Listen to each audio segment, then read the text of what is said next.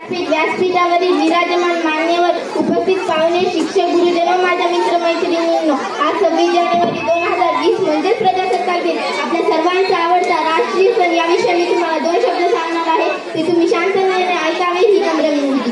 सन 1950 पासून दरवर्षी हा दिवस संपूर्ण भारतात प्रजासत्ताक दिन म्हणून साजरा केला जातो. भारत हे लोकशाही राष्ट्र आहे, म्हणजे लोकांनी लोकांसाठी लोकांकडून चालवलेले राज्य आहे. आपला देश 15 ऑगस्ट 1947 रोजी स्वातंत्र्य झाला, परंतु देशाला स्वातंत्र्य मिळवून देण्यासाठी अनेक नेत्यांनी आपल्या प्राणाची आहुती द्यावी लागली. आज 26 जानेवारी म्हणजे काय, तर प्रजासत्ताक दिन म्हणजेच प्रजेच्या हाती सत्ता आली तो दिन. 150 वर्षाच्या इंग्रजाच्या गुलामगिरीतून मुक्त होण्यासाठी भगतसिंग, सुखदेव, राजगुरू, राणी लक्ष्मीबाई असे कित्येक हुतात्मे पत्करले. घरदार सोडले, तुरुंगवास भोगला, इंग्रजाच्या लाटाखट्टा काढल्या. टिळक, गांधी, पटेल, नेहरू अशा कित्येकांनी लढा दिला, परंतु देश स्वतःचे नावही नाही केला, तर देशाची सत्ता, देशाचा अधिकार लोकांच्या हाती दिला, म्हणजेच आपल्या सर्वांच्या हाती दिला. म्हणूनच आजचा दिवस प्रजासत्ताक दिन म्हणून साजरा केला जातो.